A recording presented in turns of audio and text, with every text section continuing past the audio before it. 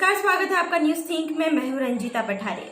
देश कोरोना संकट का सामना कर रहा है। ऐसे में लॉकडाउन लगा हुआ है और कोरोना वायरस के प्रकोप से बचने के लिए सभी लोग घर बैठने पर मजबूर है। केवल जरूरी सेवाएं जारी है, लेकिन उसमें भी सामाजिक दूरी के नियम का पालन करना बहुत ज्यादा जरूरी है। ऐसा ही कुछ मीडिया क्षेत्र में भी हो रहा है। कोरोना के कारण मीडिया हाउस को खोलने की इजाजत तो दी गई है, लेकिन उनके साथ में कई सारी शर्तें लगा दी गई है, जैसे कि एक साथ कई सारे कर्मचारी दफ्तर नहीं जा सकते, पास नहीं बैठ सकते, सामाजिक दूरी का जो सोशल डिस्टेंसिंग का जो फॉर्मूला है उसे सबको पालन करना है, बार बार हैंड वॉश करना है, मास्क पहनना, ये सारी चीजें निर्देश दिए गए हैं इन सब चीजों के। इसके साथ ही सरकार ने ये भी कहा है कि हो सके तो कम लोगों को दफ्तर बुलाए, कई लोगों को घर से काम करने दे, अगर ऐसा पॉसिबल है तो। अब ये जो सरकार के निर्देश है, इसके बाद कई लोगों को नुकसान हो ही रहा है, जैसे कि मीडिया क्षेत्र में भी हो रहा होगा। लेकिन इस नुकसान की भरपाई करने के लिए जो मीडिया संस्थान के मालिक है, उन्होंने पत्रकारों की छटनी शुरू कर दी है। कई लोगों को नौकरी से निकाला जा रहा है तो कई का वेतन काटा जा रहा है। कई मीडिया संस्थान तो ऐसे हैं जहां ये कहकर पत्रकारों को नौकरी से निकाला जा रहा है कि लॉकडाउन खुलने तक, यानी जब तक ये लॉकडाउन चल रहा है तब तक आपको घर रहना है, उसके बाद उसके कुछ समय बाद आपको नौकरी पर रख लिया जाएगा, लेकिन इसकी कोई भी गारंटी नहीं दे रहे।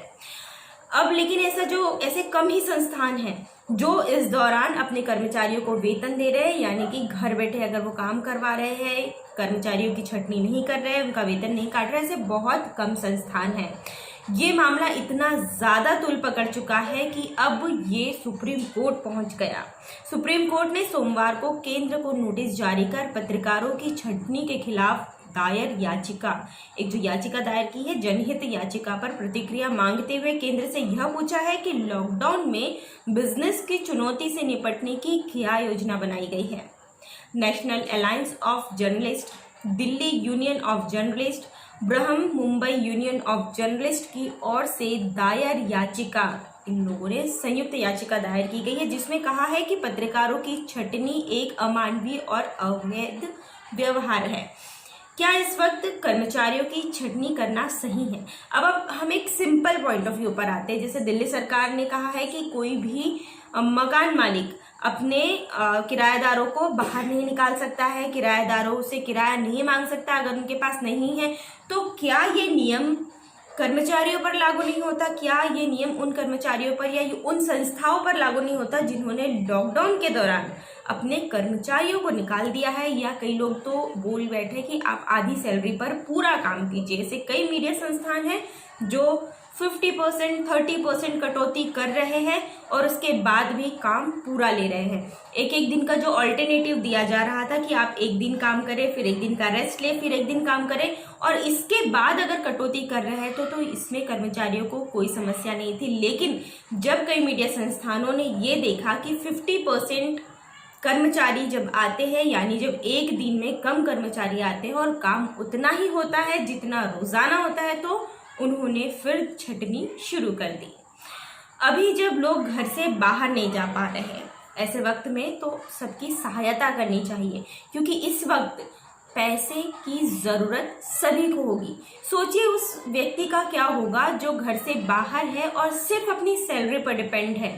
उसके पास घर का किराया, घर का सामान, खाने पीने की चीजें, इन सब के लिए पैसे कहाँ से आएंगे अगर उसे वेतन नहीं दिया जाता या उसके वेतन में कटौती की जाती। कटौती भी चल जाएगी, लेकिन उन्हें नौकरी से निकालने पर क्या होगा? अब लोग क्या कर रहे हैं कि सिर्फ अपना लाभ और नुकसान मापने के चक्कर में वेतन की कटौती और कर्मचारियों को निकालने में लगी है।